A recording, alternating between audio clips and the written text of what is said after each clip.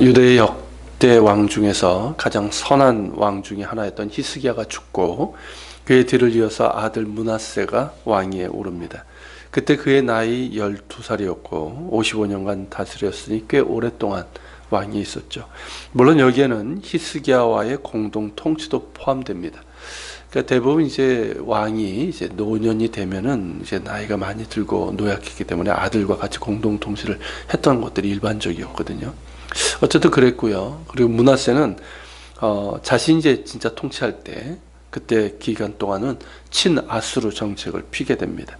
그래서 아수르의 공격을 받지는 않았지만 많은 곡물과 내정 간섭으로 인해서 아수르의 속국이 되어버렸고 국력은 쇠약해질 수밖에 없었습니다.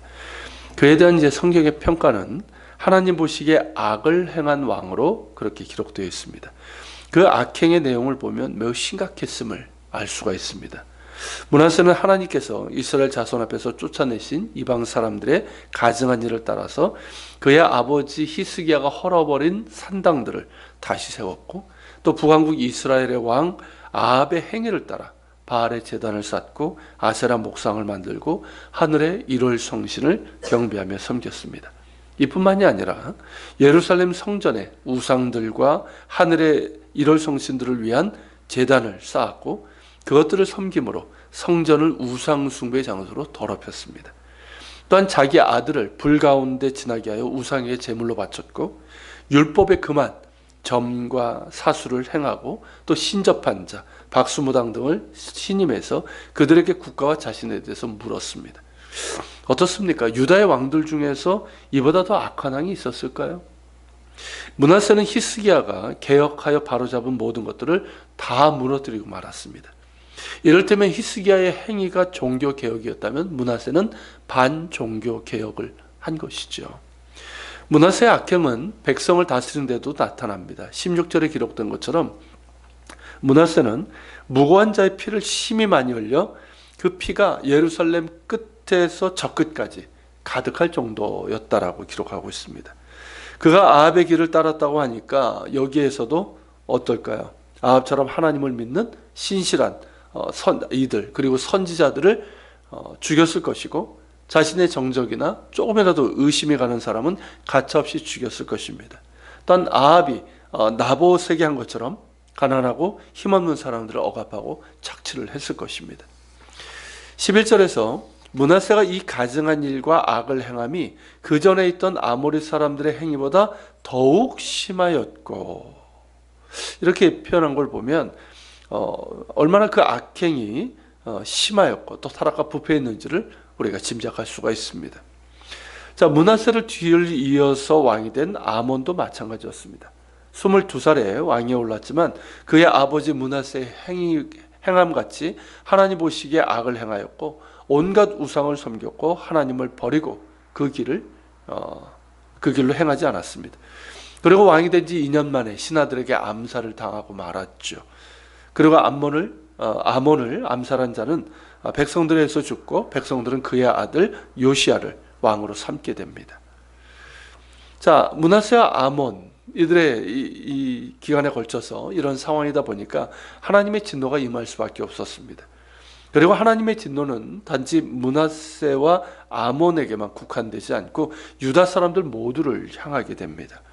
므낫세가 히스기야의 모든 개혁을 무너뜨리고 우상 숭배의 악행을 범했지만 백성들이 이를 거부하거나 비판하지 않고 그대로 따랐기 때문입니다.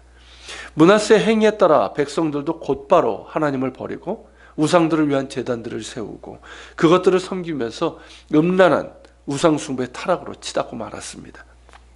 결국 그들은 하나님을 원하지 않았다는 거죠. 하나님을 원하지 않았습니다. 즉 그들을 애굽에서 구원하신 살아계신 오직 한 분 하나님을 버렸고 또한 하나님께서 그들에게 원하신 거룩한 나라요 제사장 민족으로서의 하나님 나라 열매를 맺는 일에는 조금도 관심이 없었습니다. 그저 눈앞에 보이는 물질적인 축복, 음란과 탐욕이 우선이었고 그것들을 채워줄 수 있는 우상들을 섬겼던 것이죠. 그들의 하나님을 버렸으니 이제 그들은 더 이상 약속의 땅에서 살 자격이 없습니다. 애굽의 노예에서 구해내신 하나님을 버렸으니 그들은 다시 노예가 될 것입니다. 여러분, 신앙이라는 게 뭘까요? 즉 우리가 살아계신 하나님을 믿는다는 것은 그저 우리의 물질적인 축복과 안녕을 위한 것이 아니지 않습니까? 하나님이 과연 어떤 분이신지를 아는 것이고 우리가 그분과 어떠한 관계에 있는지를 알고 그에 합당한 믿음과 삶을 살아가는 것입니다. 그것이 이스라엘에게는 거룩한 나라요, 제사장 민족으로서의 사명이었고 우리에게도 예수 그리스도 안에서 동일합니다.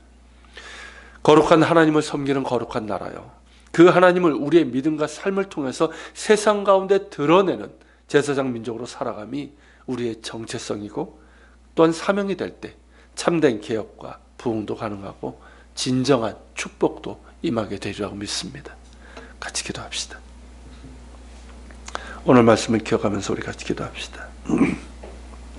주님, 므낫세 통치 기간 때 하나님의 진노하심을 보는데 그것이 비단 그때뿐만이 아니라 그들이, 이스라엘 백성들이, 유다 백성들이 줄곧 해서 그들을 애굽의 노예에서 구원하신 하나님을 버리고 그 헛된 우상들을 따르고 그저 물질적인 축복, 안녕, 그들의 탐욕, 음란 이런 것들을 쫓으면서 행하였기 때문입니다. 주님, 이것을 보면서 우리 자신을 보길 원합니다.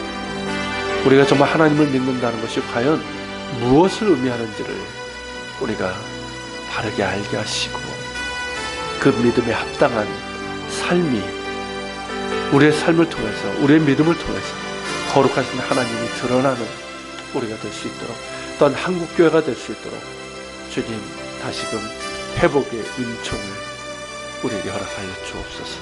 같이 기도하며 나갑시다.